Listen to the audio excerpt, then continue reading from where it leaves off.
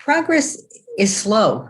Getting projects approved, programs started, they take determination and consistency, and I guess partly stubbornness. Leadership is not something that should really be put off till you're a full professor and want to be a dean. Leadership is something you do every day.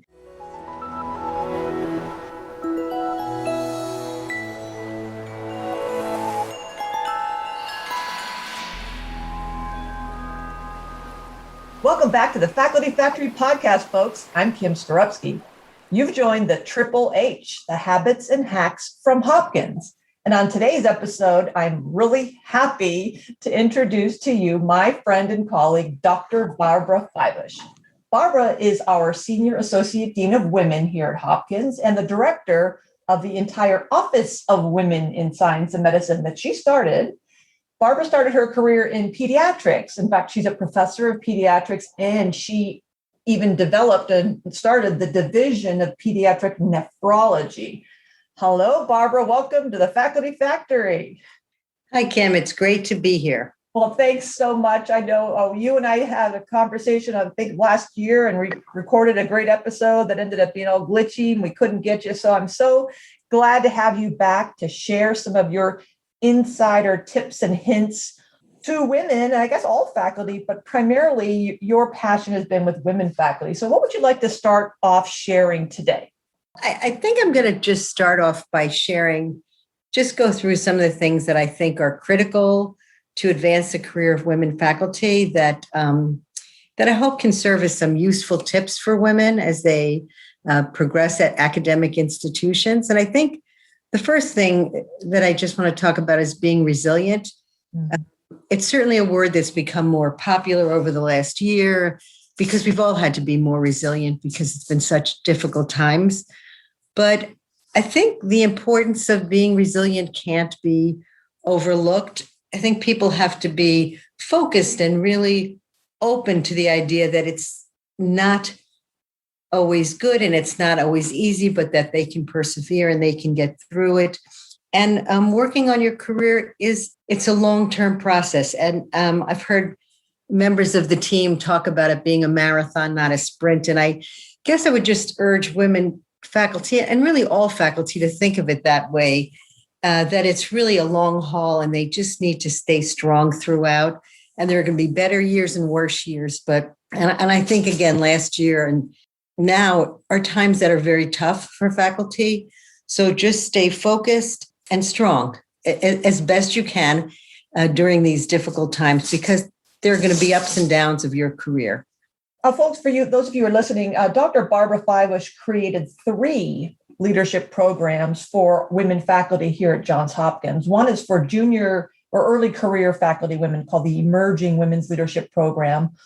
One for mid-career, the Leadership Program for Women's Faculty, which actually was the first program she developed, which was followed by the early career. And then most recently, this executive women, the Mary Elizabeth Garrett Executive Leadership Program for senior or later career women. And I recall, Barbara, you to the concept of resilience, when you came up with the idea of the executive program for women, and you spent a lot of time, this is a project you came up with when you participated in ELAM. And I remember you were so excited about it. You spent so much work trying to build it and get the pieces together and work with organization development experts and come up with the content. And you had so many conversations with so many people. And I remember your frustration in not gaining or seeming to not gaining any traction right up front, or like we all, we'd anticipate, well, I've got this all figured out. Let's go, push go. And the lesson I learned from your experience was that, and what you just said now, if you're passionate about something and you truly believe in something and it just becomes part of you, to be, the resilience means to me that you just don't give up. It's not that you're someone saying no now. It could be just no forever, meaning it's just meaning no right now at this moment. And that resilience was that you were able to just continue to breathe and be patient and wait.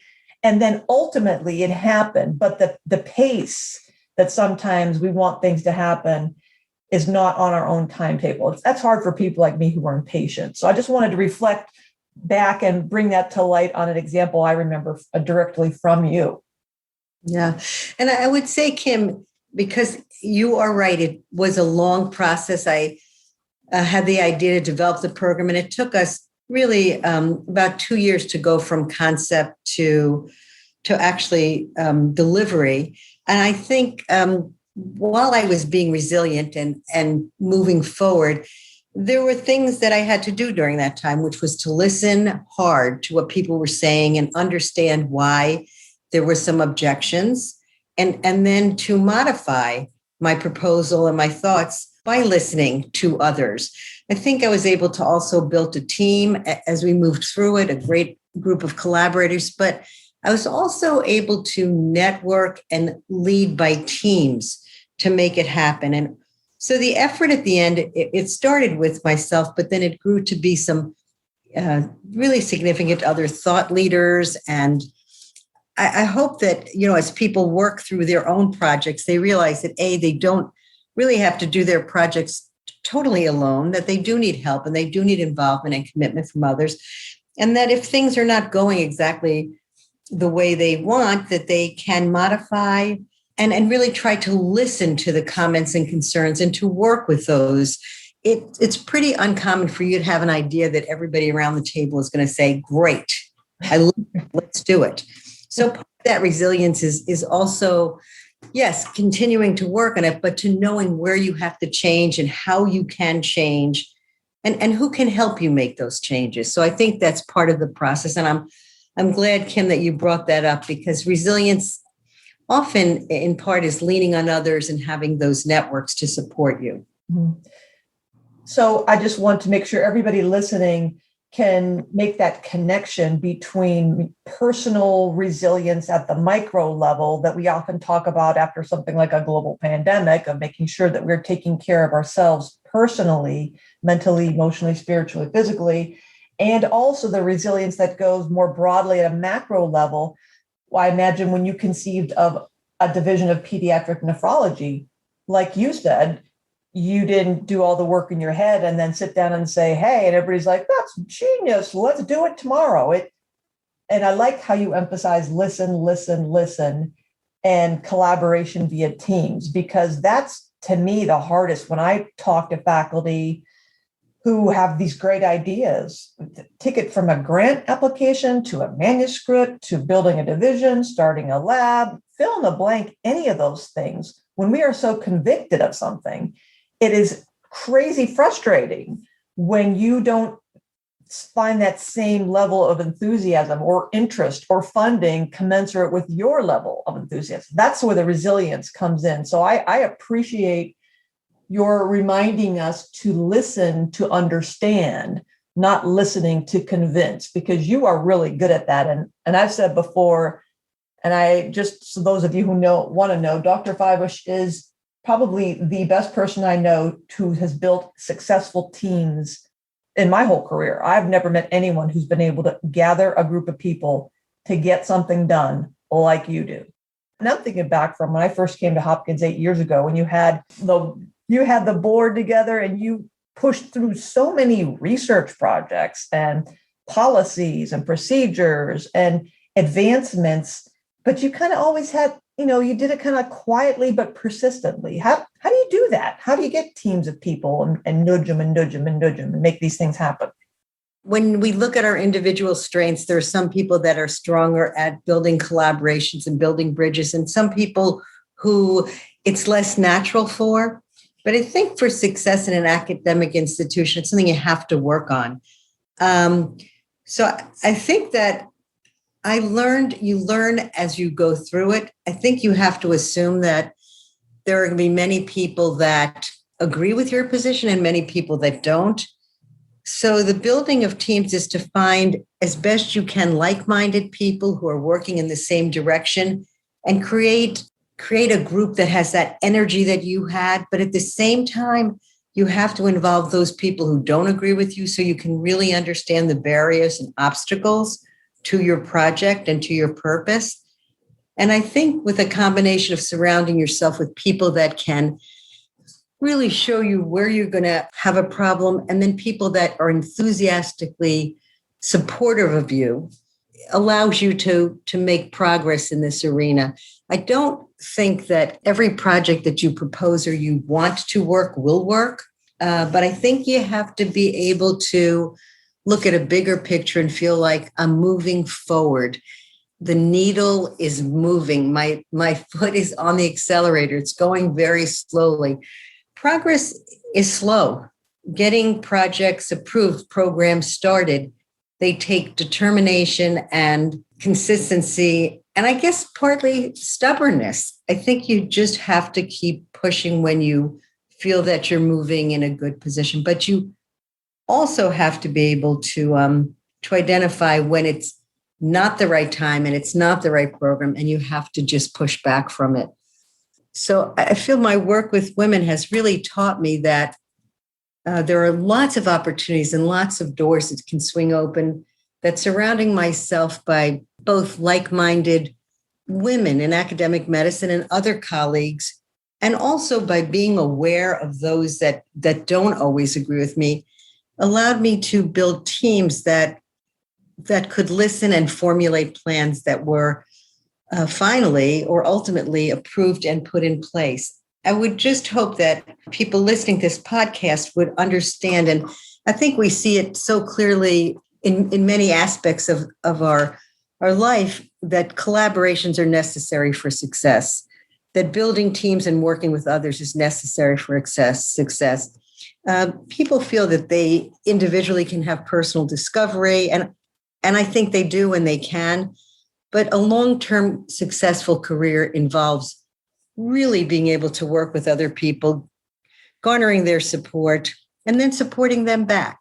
I think it's a critical part of a career in academic medicine is to have these collaborations and networks. When I look at the most satisfied academic scientists, physicians, it's those people that have these large networks that really have people that they can work with and know that they're working in the same direction. And surprisingly, you have to reach out to people, but there are many people where you are that probably can help you, can assist you.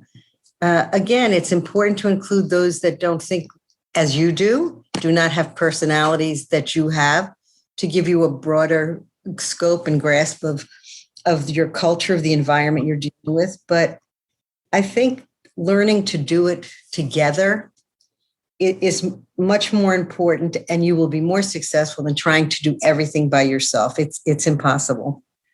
I love this wisdom. And before I let you go on to the second point, because of being resilient is so critical, I just wanted to, again, applaud you talk about determination, consistency, stubbornness.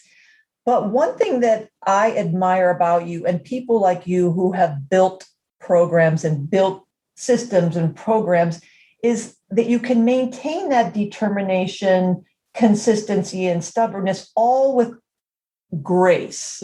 So how do you, for someone like me, talk to someone like me, and I guess maybe I am the only person out there who has this tremendous character flaw of being terribly impatient. How do you, because so while I recognize that teams are critical, how do you deal with the disappointment that is inevitable when people either don't share your enthusiasm or don't share your work ethic or don't share your drive to produce things? So I'm reflecting, the last thing you just said is you can't do it alone. It's inefficient to do things alone. And yet I am plagued by this feeling like if I want something done right, I just have to do it myself. And then I go around and do it myself, and then I get mad that I'm doing it myself.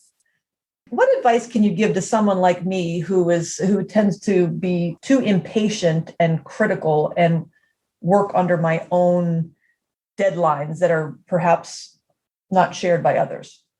Kim, I think deadlines are important. So I understand the need to have them. I think that people have to be a little flexible about them unless there's an absolute deadline for an NIH grant submission. If you want to start a program in June and it takes you to July to perfect it, I think we have to be patient.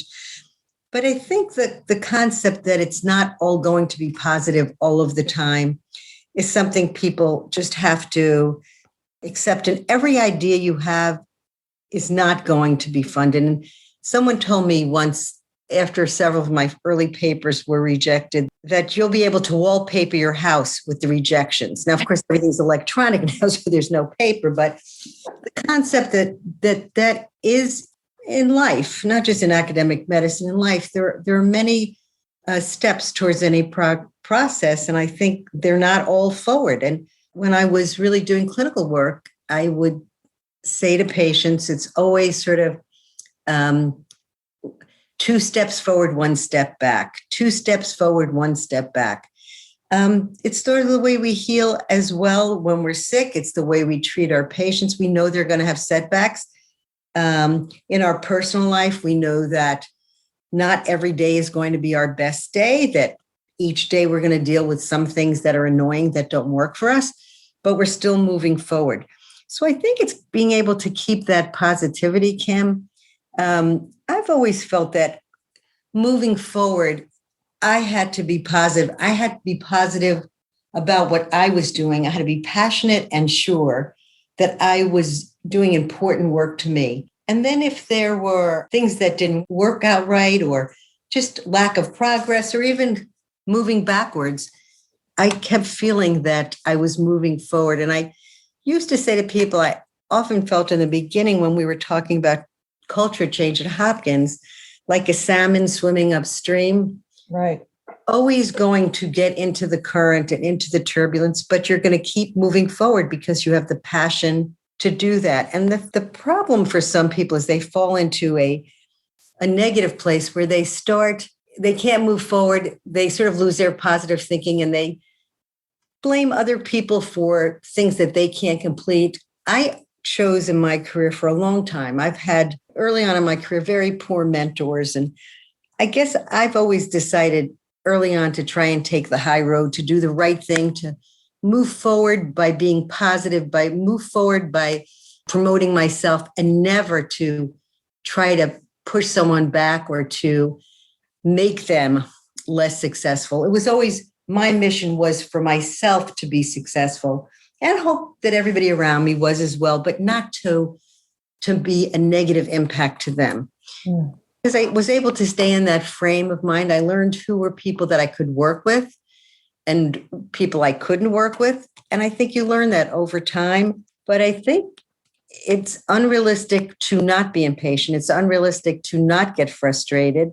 But it's better to try and put that in the bigger picture of, but look at what's happened in the last year. Look at what's happened in the last 6 months. Yes, that didn't work out well, but look at the changes we've made.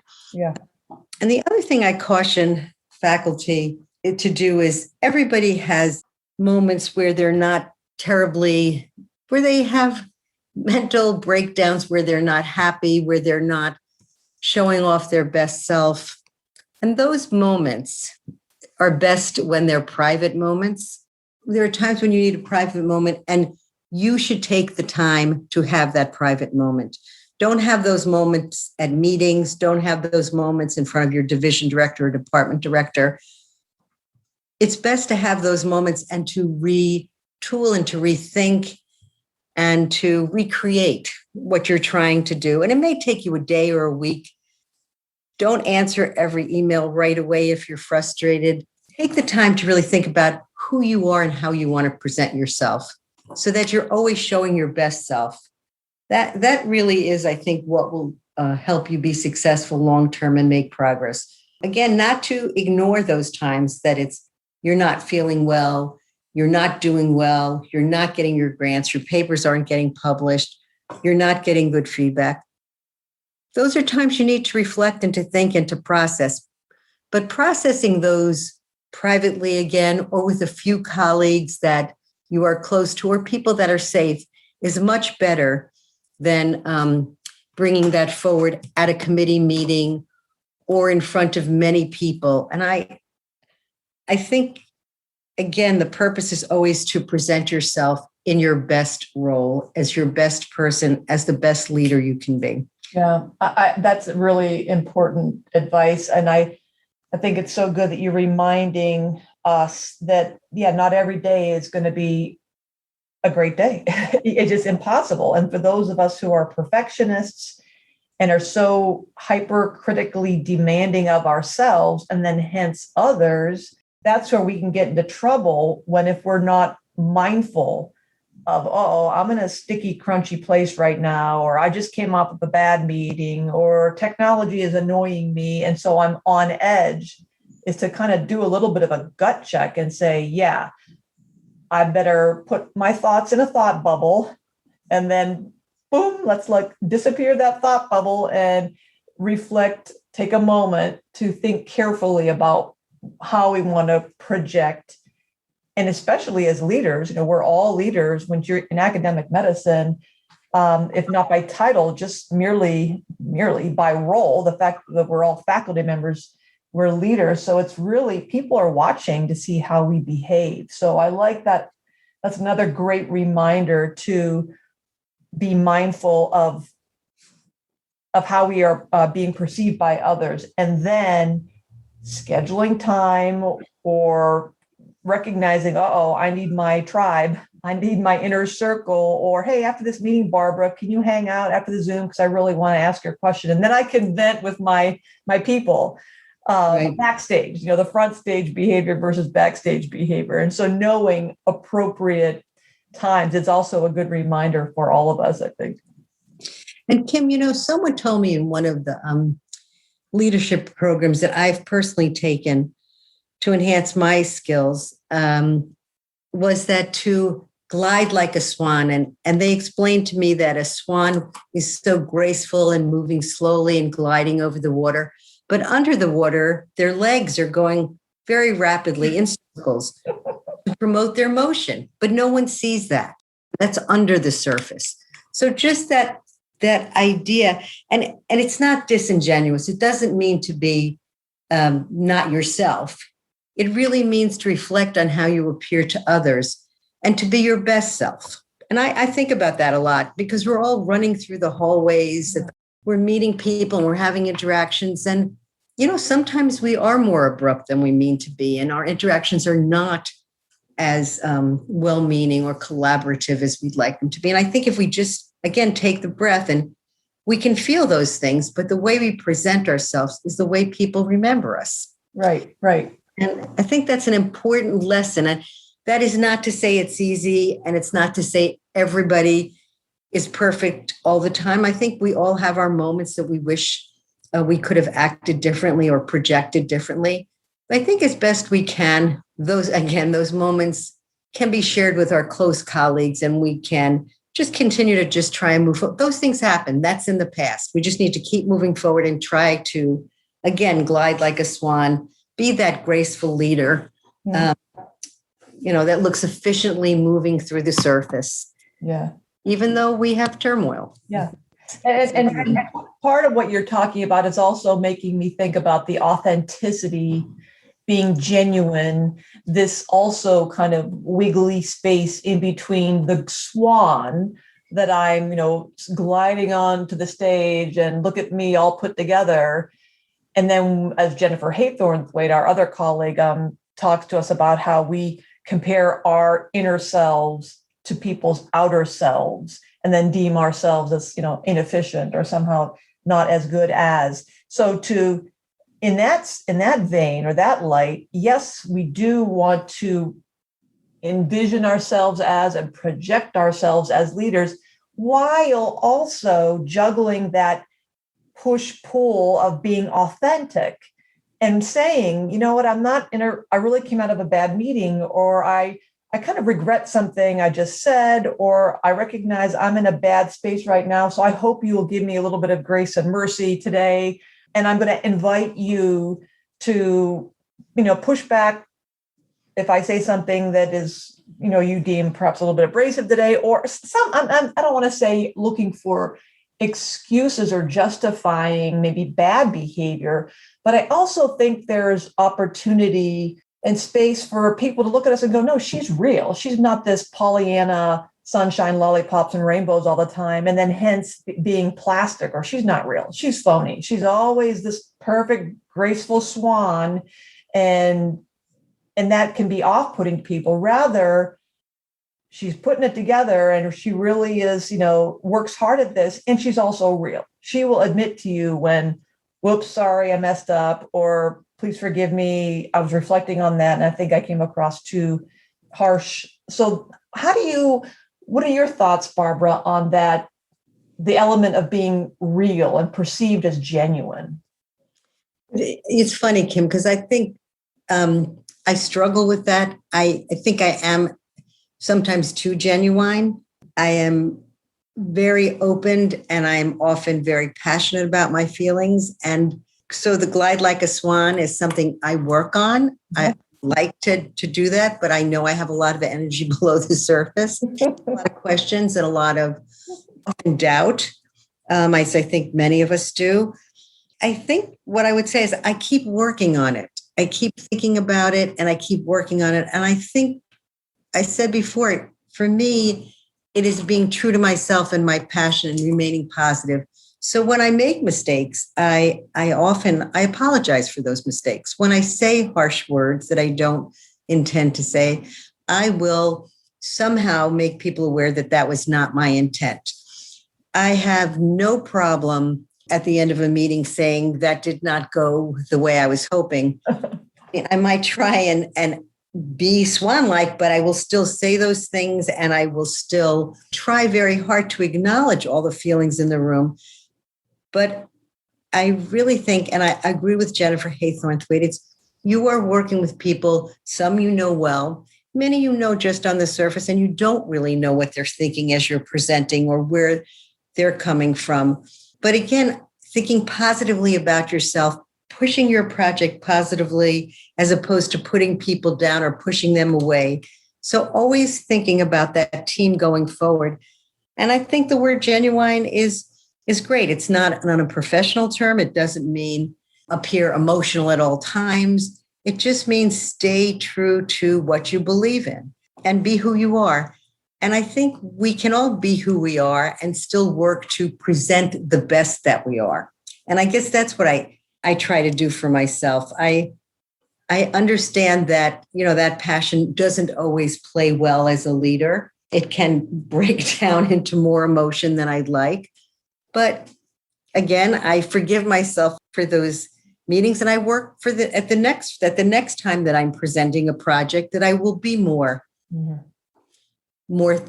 as a leader, more forward thinking and less passionate, but remain passionate at the same time. Yeah. I think it's something we all have to work on. Yeah, it's constant growth. It's when you think about leadership competencies, and I imagine as an MD and everybody listening to this podcast, or I'm a PhD, when we pass our exams and do our dissertations and all the certifications, the fellowships and the training, we're so used to checking that box. We passed the exams, we've published the papers, we've been awarded the grants. So we feel like, well, we checked those boxes, competencies done, knowledge, attitude, skills, behaviors done, achieved, on to the next, without recognizing that there are so many layers to each of those competencies. So I may check, team building 10 years ago, and I think, well, I'm very competent at building teams. I've done it. Look at my lab. Look at my clinical load. I'm very good at my staff. Operate like a well-oiled machine. However, as we progress and mature along the career ladder and new opportunities come our way, we enter into different microcultures and different challenges and different projects and different diseases or fill in the blank, which requires a different set of perhaps team building. So that competency box, if you will, is never really checked. It's, checked and it slowly dissolves, or the box gets bigger and there's more room for more checks in that box. So it's a constant evolution of growth and maturity and learning and development. So being humble, I guess I think about a lot that I think, Kimberly, when are you ever going to learn thus and such? Fill in the blank. And I get so mad at myself. What is wrong with me? Why can't I get this through my thick skull? And I'm like, all right, I got to give myself a little bit of grace and mercy, because as you said, every day is a new day, and it's a deep breath, and it's never going to be perfect. But in your heart of hearts, it's what's passionate, what you've been put on this earth to do. You fight the good fight. Tomorrow's a new day. And you keep moving forward, even if you've been dragged back 1 or 2 or 3 steps. Oh, you get up, new day, new fight, new battle, new opportunities to play and swim ahead. And I think when I think about leaders, Kim, it's interesting. Good leaders, I think, are ever changing. They're fluid. They have their core. Their core is good and strong and smart, but yet their ability to interact in different situations varies according to the audience. And I think for me, one of the most important aspects of leadership, besides we talked about listening and being resilient and moving forward, I think is transparency. I think a good leader, and maybe that does sometimes reveal your emotion and your thoughts, and maybe it's not what you always want to show, but I think you have to be transparent and you have to be willing to really let people know what you're thinking and take a stand on things. And when I look around at leadership in our country, and this is not going to be political, but when I think about leadership in our country and leadership at our institution and institutions across the country, I think the ability to be transparent so that people trust you and understand that what you're saying is really, in fact, the truth, is critical. And it's as important a trait in a leader to me as anything else. We've talked about the resilient leaders, the compassionate leaders, the graceful leaders, the thoughtful leaders, the leaders who are able to build teams. I think you have to really be able to be transparent. I think people have to believe it when you speak, and you have to really work on making your message clear to people. Yeah. Sometimes I listen to people speak, and at the end, I will turn to someone and say, I'm not exactly sure what the intent was, or what they meant by that. So I think transparency and clarity. We don't talk about that as much as we should either. Well, what I like about what this concept of transparency is, if we look for ways to communicate a consistent message persistently presented. And I'm saying this all the time. My friend Melissa Smith is in communication and marketing, and she taught me that years ago: a consistent message persistently presented. If we learn to communicate whatever it is that's important to us in various ways, consistently and persistently, and make that transparent of what we believe in or where we're trying to go, that authentic, genuine transparency, I think, will also buy us some forgiveness if the way we do it doesn't pan out. Do you know what I mean? It's like, yes. Someone might say, well, Kim or Barbara, I share your vision. I'm not sure about the process of getting there, but I trust you. You're the leader. We're going to go with it. And then that's how you motivate people to, all right, we're going to go this way. And even if it fails, my hypothesis is that at least you, through building that team and the trust, we gain a little bit of a halo effect that, hey, she was very authentic and genuine. Her heart is in it. That was the wrong approach or didn't quite work out that way. We're going to pivot. We're going to recalibrate. Now, at least we know, like in any scientific experiment, that's not the ideal way to do that in this moment, at this time, in this institution, in this culture. But there are some merits to this. So I think what I like about what you said about the trusting and understanding, if we spend some time, probably a fair bit of time, being transparent in the why, the how will come once everybody understands where we're trying to go. Then you get the buy-in of the trust and the understanding of, all right, well, let's try this. And then we're all in this together. And at least that transparency buys us some, I guess I'm looking for, again, grace or mercy that it's all right, it's all good, and not blame versus saying, we told you, you idiot, why did you do it that way? No, I think it does give you credibility if you're transparent. I do.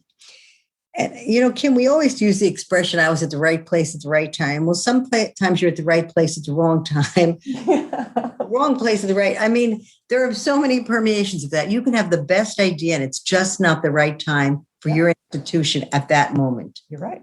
But that doesn't mean the idea is bad, and it doesn't mean you should stop thinking about it. It just means you should take a breath, listen to those around you, and figure out how you can either modify it to work in the present structure or wait till the environment changes a little bit and, bring it up again. Mm-hmm. So I think we all have to be prepared. I think one of the things that I've really become aware of in the last 10 years of talking to faculty is that faculty get very disappointed by their failures because they're very successful people. Generally, they are hardworking, they're smart, they're driven, they have a vision. And there are failures, there are disappointments.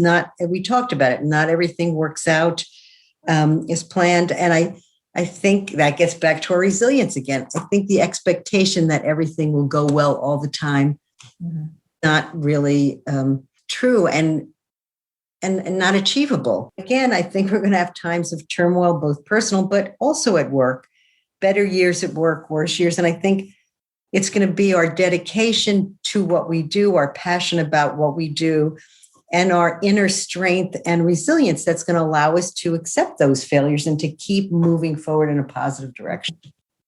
And then, Barbara, I'm sure you can think offhand of many examples of talking with faculty. I'm thinking of 3 faculty members. I see their faces who over the years we would meet and there would be such abject disappointment. I can't believe I didn't get that leadership position or that grant or that paper published, or I got in trouble because so much of, just disappointment and just it's heartbreaking. And then you wait, tick tock, and then you see or talk to the faculty member and we go, remember a couple of years ago when you were so disappointed that A, B, and C didn't happen, and now it's the Monday morning armchair quarterback. You're like, oh, now I see.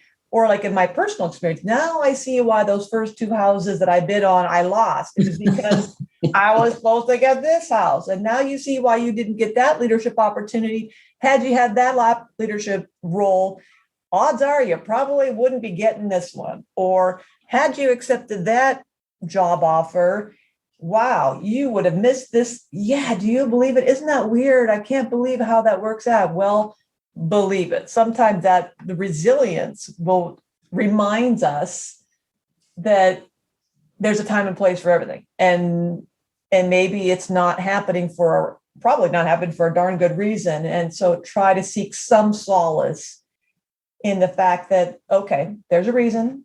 It's like you said, maybe not ever, but just not now, or there's probably something else coming around the corner that I'm not aware of. So I'm just going to sit tight. I'm not going to have a temper tantrum here and wait and see what happens. Yeah, and I think I think that's absolutely correct, Kim. I think that sometimes you didn't get that opportunity because you really weren't the best person. You might not have seen that, but others did.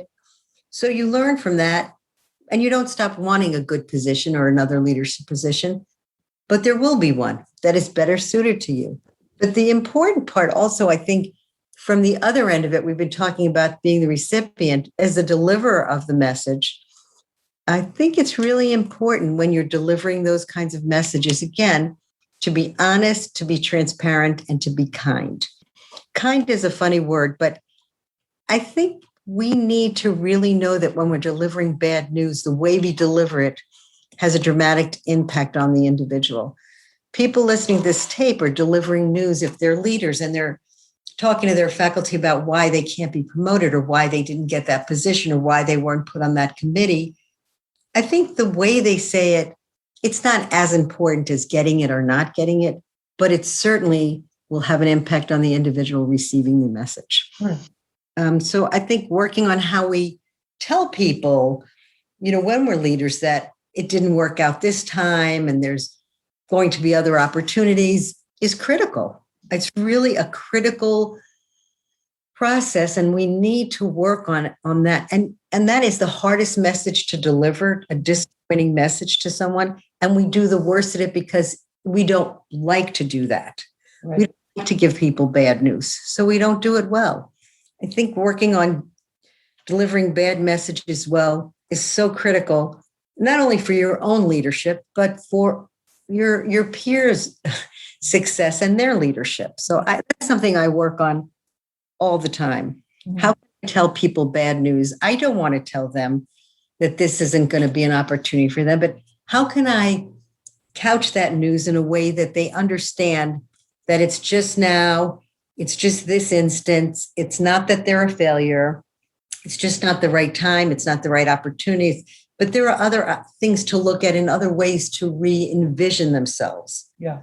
And that's really what I've spent a lot of my time doing in the last couple of years, is to really talk to faculty when they get bad news about how they can go forward and how they can recreate and take that lost opportunity and make it into a better opportunity. So, Kim, to what you said, something around the corner, it's not always fate. It's sometimes because you put some energy and some thought and repurposed yourself a little bit. Yeah. Kim, I did want to talk for 1 minute. We've been doing this for a little while. I wanted to talk about the leadership programs because you brought them up, and I'm not going to talk about them specifically to our institution, but generally speaking, when we use the word leadership program, a lot of faculty think we mean advanced leadership program for leaders. Learning leadership skills early on in your career is just critical to your success. And that's why we've structured, as Kim mentioned, 3 levels of leadership programs: an early one, sort of a mid-career, and then an executive or late career leadership program. I think at all levels of your career, you need to be thinking about your leadership. Even if you say, I don't really want to be a leader, I don't want to have a big job, you're working in an academic institution, you are a collaborator, you are working with teams. So your ability to interact and lead is critical to your success, even if it's not a big leadership position. We are all leaders. And learning the skills at different levels in our career, understanding how we lead, how we interact, is really important. I stress to faculty at early levels of their career to really think about how their success is going. What is their personal leadership type? How do they do best with others? How do they provide feedback? How do they negotiate? Those are things that critical concepts that we need to be working with our junior faculty on very early on so that they can grow to be those more senior leaders down the line. Leadership is not something that should really be put off till you're a full professor and want to be a dean. Leadership is something you do every day. It's defined differently, and there are different levels of leadership, but thinking about you and your success in your academic institution is critical from the day you start. It doesn't mean you should join the faculty and the next day enroll in a course, but certainly when you get your feet on the ground, you should start thinking in the first couple of years, how do I make myself the best faculty member I can? How do I learn to interact to contribute to this institution in a positive way? How can I promote myself so that I will get to where I want to be in 10 years? So I really stress the importance of thinking about leadership early on in your career, just to get those basic skills. Don't wait till you're promoted to learn how to run a meeting. This is something you should be learning as you're moving through your career. Start early. It'll help you. It'll make your transitions as you get more senior easier for you. I totally agree. And there's a paper that just came out in academic medicine. I just pulled it up because I was just reading it earlier this morning by Thomas Collins and Rania Sanford. And the title is The Importance of Formalized Lifelong Physician Career Development, making the case for a paradigm shift in academic medicine. So you might want to check that out. But essentially, they're talking about how this, and this is the case for physicians, but of course it applies, I think, for PhDs, is that when you go through medical, getting your MD or your PhD, very, very few of us are trained on any kind of professional career development content. It's all about, didactic learning about whatever your chosen expertise or content area is. And so these authors are suggesting that the military, the Air Force, for example, they have leadership program that is embedded in the culture that at every rank there is growth and learning and potential at every stage. And they're suggesting in this article that we need to formalize and get away from this idea that, well, once you're an MD or once you're a PhD, slap those letters at the end of your name, you're good to go.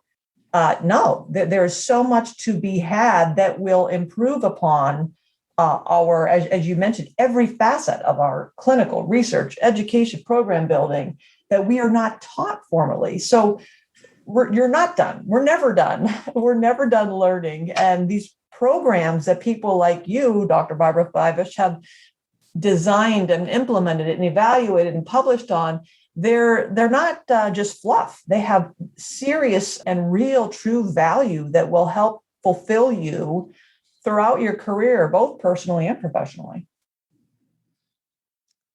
I agree, Kim. That's a great reference for others to read about, but I think we could do it better. I think you're right. Many people learn how to be a doctor. I'm thinking of my own training or a scientist or a PhD, but they don't learn these other skills. So right.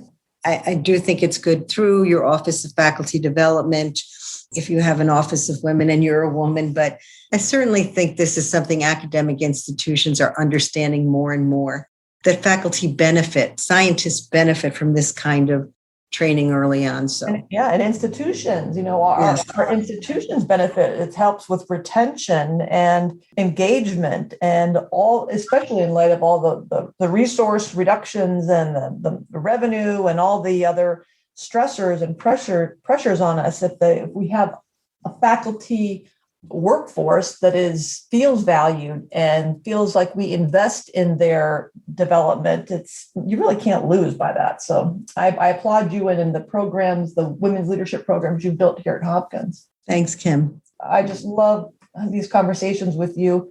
Any final parting thoughts for the audience? Yeah, I would say the one last thing I want to leave people with, I think is so important, is networking. Always be on. When you're at meetings and you're listening to other speakers at your professional society meetings, take that extra energy to meet some people, to talk to people, to meet the speaker, to ask a question, to go up at poster sessions, to learn about other people's research, expanding the number of people expanding your networks, allowing people to know who you are. It is a form of self-promotion. Kim talks about self-promotion. I've heard her speak. It's wonderful. It's a great opportunity to self-promote, but networking is the thing that will keep you when you are the most vulnerable. It will keep you the strongest. The people that know you, that can help you, that you have helped, those networks can get you through some pretty difficult times. Yeah. They can also advance your career dramatically. So be strategic about that. Know the people that can help you and work to establish relationships. Meet people that you're collegial with, that understand you on a personal note. Make networks with them as well, so that your networks are vast and complex and rich with different types of people that you can turn to in different situations. But again, isolation is the thing that leads to poor success for most of our faculty. I think if you work alone and you don't have those relationships at work and you keep working your home life so separate that there's no personal space at work for you, I think it's difficult to be successful. It's easier as a team, and the networking will really help advance your career. So keep thinking about that. When you said self-promotion, it reminded me the first time I ever heard a talk on the graceful art of self-promotion was Dr. Luann Thorndike through the AAMC, the Group on Faculty Affairs. I remember when Luann gave the talk, I thought, are you kidding me? Self-promotion? That sounds so icky. Why in the world doesn't my CV speak for itself? And she was right. Boy, I learned so much about that. It's completely underestimated in the value of doing that. And what do you always tell, Barbara?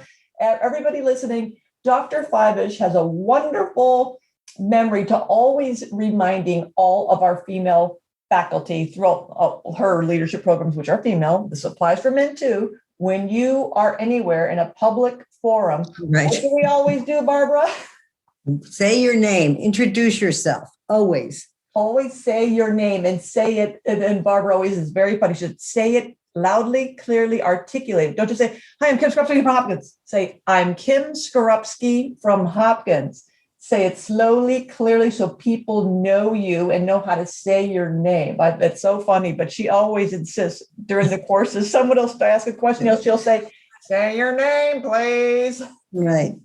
I think that is important. There's nothing worse than being in a meeting where you've met everybody, but you don't know who anybody is. So make sure everybody knows who you are. Oh, I love that. Nothing worse than you've met everybody, but you don't know anybody. Right. That's a great way to part today. Folks, this has been Dr. Barbara Fivush, the Senior Associate Dean of Women here at Johns Hopkins School of Medicine, the Director of our Office of Women in Science and Medicine. Barbara, thank you so much for being on the Faculty Factory podcast today. I love talking with you, and thanks for sharing all these words of wisdom with the folks. Thank you, Kim, for having me. I enjoyed it so much. Take care, everybody. Talk to you next time on the Faculty Factory podcast. Bye. Thanks for tuning in to Faculty Factory Podcast. The mission of the Faculty Factory is to build and support a community of leaders in faculty development who share tools, resources, wisdom, and encouragement in service to our faculty members, schools, and institutions. We encourage you to go to facultyfactory.org to find out more. Get in touch with me, ask me any questions. Maybe you want to be interviewed on the podcast. Thanks for tuning in to Faculty Factory Podcast. We'll see you next time. The Faculty Factory podcast and website is sponsored by the Johns Hopkins University School of Medicine Office of Faculty. For more information, visit facultyfactory.org.